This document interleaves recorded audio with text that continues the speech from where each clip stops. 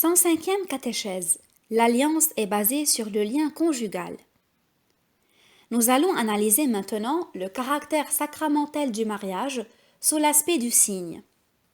Quand nous affirmons que dans la structure du mariage, en tant que signe sacramentel, entre essentiellement aussi le langage du corps, nous nous référons à la longue tradition biblique. Celle-ci a son origine dans le livre de la Genèse, surtout dans le chapitre 2, versets 23 à 25, et trouve son couronnement définitif dans l'Épître aux Éphésiens, chapitre 5, versets 21 à 33. Les prophètes de l'Ancien Testament ont eu un rôle essentiel dans la formation de cette tradition. En analysant les textes d'Osée, d'Ézéchiel, du Deutéro-Isaïe et d'autres prophètes, nous nous sommes trouvés sur la voie de cette grande analogie dont l'ultime expression est la proclamation de la nouvelle alliance sous forme d'union nuptiale du Christ et de l'Église. En se basant sur cette longue tradition, il est possible de parler d'un prophétisme spécifique du corps, tant parce que cette analogie se rencontre surtout chez les prophètes, qu'en raison de son contenu lui-même. Ici, le prophétisme du corps signifie précisément le langage du corps. L'analogie semble avoir deux niveaux. Au premier niveau, fondamental, les prophètes considèrent la comparaison de l'alliance établie entre Dieu et Israël comme un mariage, ce qui nous permettra encore de comprendre le mariage lui-même comme une alliance entre mari et femme. Dans ce cas, l'alliance découle de l'initiative de Dieu, Seigneur d'Israël. Le fait que, comme Créateur et Seigneur, il fait alliance d'abord avec Abraham, puis avec Moïse, atteste déjà une élection particulière. Voilà pourquoi, supposant d'avance tout le contenu juridico-moral de l'alliance, les prophètes vont plus à fond et en révèlent une dimension incomparablement plus profonde que celle du seul pacte. En choisissant Israël, Dieu s'est uni à son peuple par l'amour et la grâce.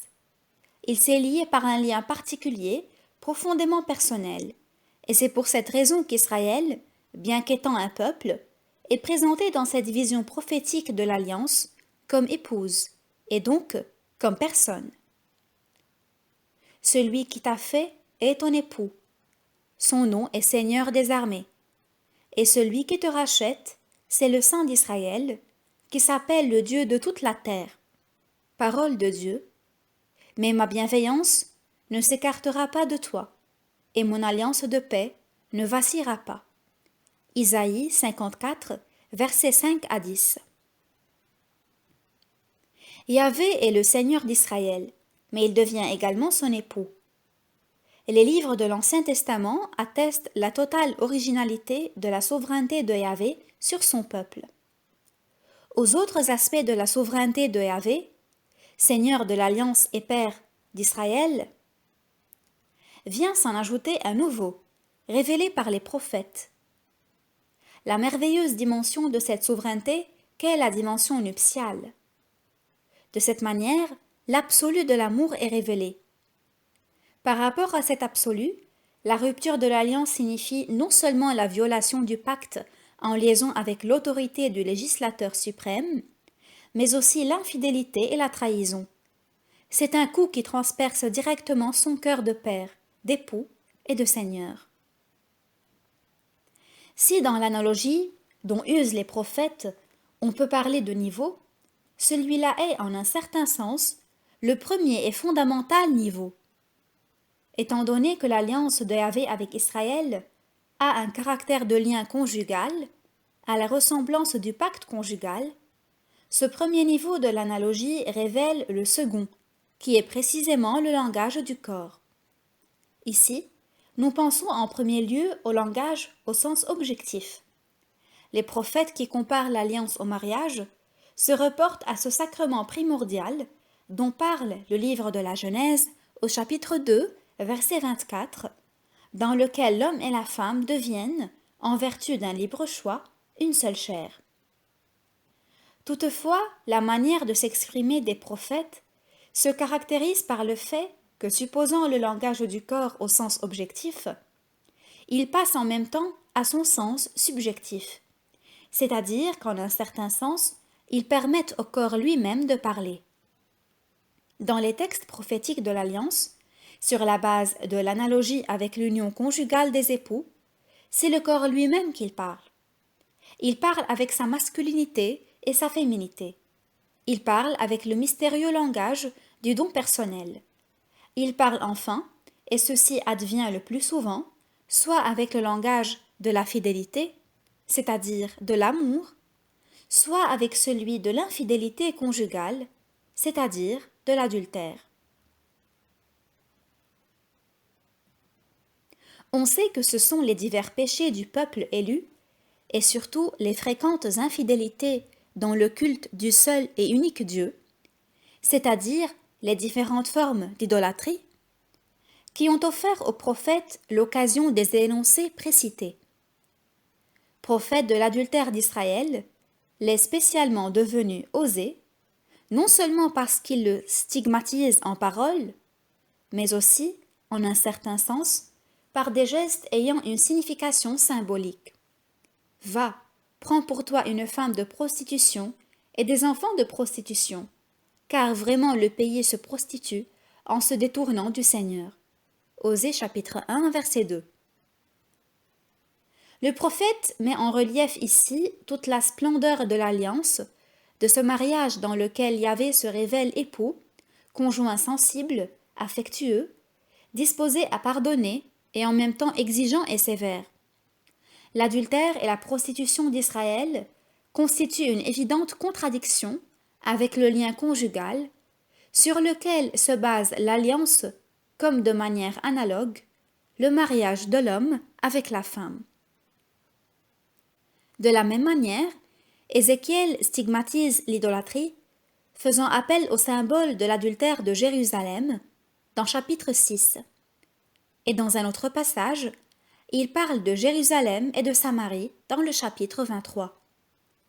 Je passai près de toi, et je vis que ton âge était celui des amours.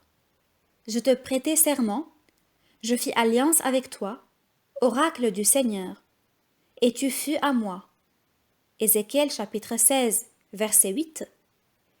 Mais tu t'es fié à ta beauté, et forte de ta renommée, tu t'es prostituée, et tu as prodigué tes faveurs à tout passant. Ézéchiel 16, verset 15. Dans les textes prophétiques, le corps humain parle un langage dont il n'est pas lui-même l'auteur.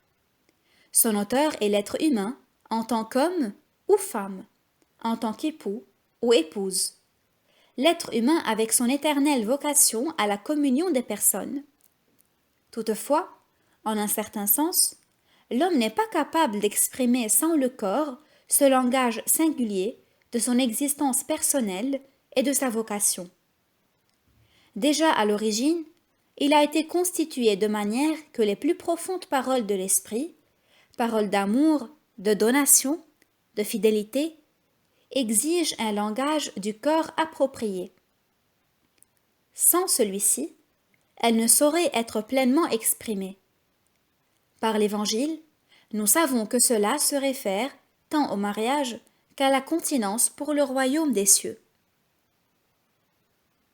Comme porte-parole inspirée de l'alliance de Yahvé avec Israël, les prophètes cherchent précisément à exprimer par ce langage du corps, expriment soit la profondeur nuptiale de cette alliance, soit tout ce qui la contredit. Ils louent la fidélité et stigmatisent au contraire l'infidélité comme adultère. Ils parlent donc selon des catégories éthiques, opposant l'un à l'autre le bien et le mal moral. L'opposition du bien et du mal est essentielle pour l'éthos. Les textes prophétiques ont dans ce domaine une signification essentielle, comme nous l'avons déjà relevé dans nos précédentes réflexions. Il semble toutefois, selon les prophètes, que le langage du corps n'est pas uniquement un langage de l'éthos, un éloge de la fidélité et de la pureté, ainsi qu'une condamnation de l'adultère et de la prostitution. En effet, Pour tout langage en tant qu'expression de la connaissance, les catégories de la vérité et de la non-vérité, c'est-à-dire du faux, sont essentielles. Dans les textes des prophètes qui voient une analogie entre l'alliance de Yahvé avec Israël et le mariage, le corps dit la vérité par la fidélité et l'amour conjugal, et il dit le mensonge et commet une fausseté quand il se laisse aller à l'adultère. Il ne s'agit pas ici de remplacer les différenciations éthiques par les différenciations logiques. Si les textes prophétiques indiquent la fidélité conjugale et la chasteté comme vérité, et au contraire l'adultère ou la prostitution comme non-vérité, comme fausseté, du langage du corps, ceci advient parce que, dans le premier cas, le sujet, c'est-à-dire Israël comme épouse, concorde avec la signification conjugale qui correspond au corps humain en vertu de sa masculinité ou de sa féminité, dans la structure intégrale de la personne. Dans le second cas, au contraire, ce même sujet est en contradiction et entre en opposition avec cette signification. Nous pouvons donc dire que pour le mariage comme sacrement, l'essentiel est le langage du corps, relu dans sa vérité. C'est précisément grâce à celui-là que se constitue en effet le signe sacramentel.